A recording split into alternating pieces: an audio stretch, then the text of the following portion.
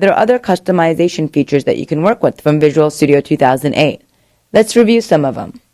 Select Tools, Options, and here you can see various options for your environment, project solutions, text editor, database tools, etc. Let's experiment with setting a few of these. Under Environment, go to Auto Recover.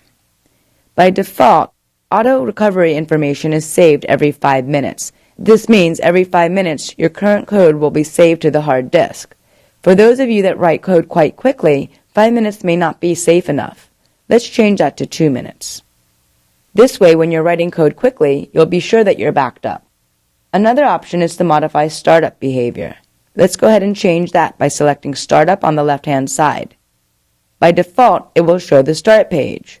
If you're working with a specific project day in and day out, you may want to choose the option Load Last Loaded Solution. This will save you a little bit of time from having to do this every single time you load the application. Since we're going to be creating a lot of new projects, let's select the New Project dialog box.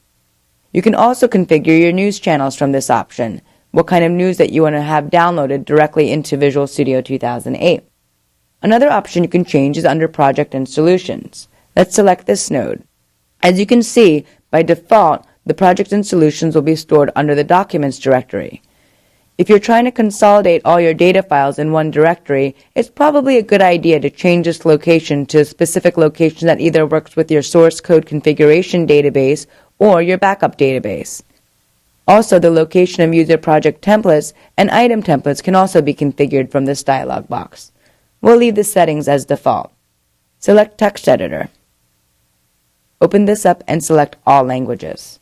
A useful feature when you're working with multi-project teams is enabling line numbers. By selecting this, you'll have line numbers that run down the left-hand side of your screen that you can use as an easy reference guide for talking to other team members or debugging an application.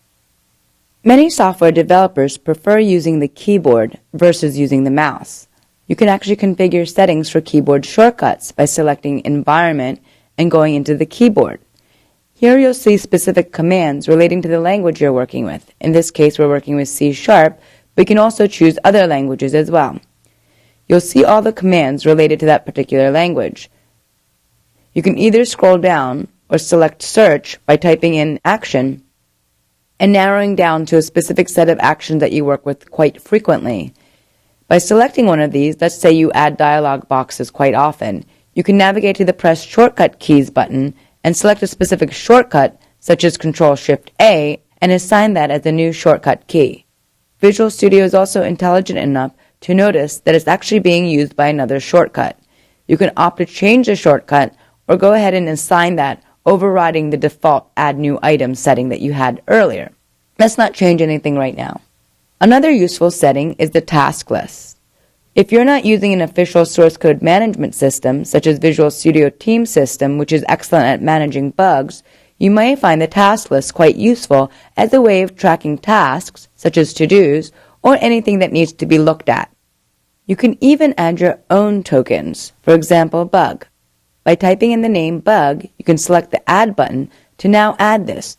So at any point in your comments, should you have the word bug, hack, to-do, you'll see these in your task list.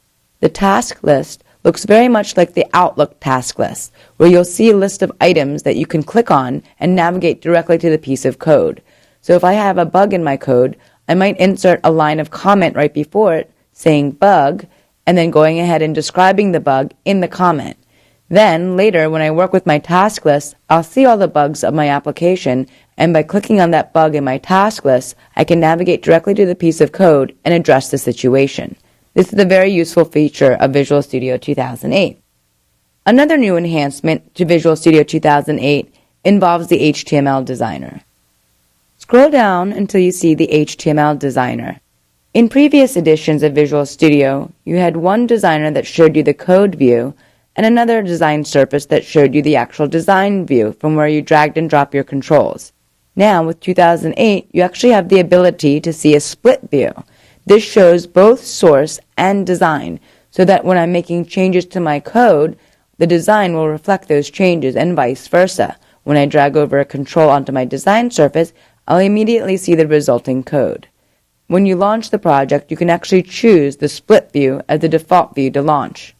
This may take some time if you have a very populated control, so it's not necessarily recommended if you're looking for super fast performance, but it's quite useful if you do want to take advantage of the split view option.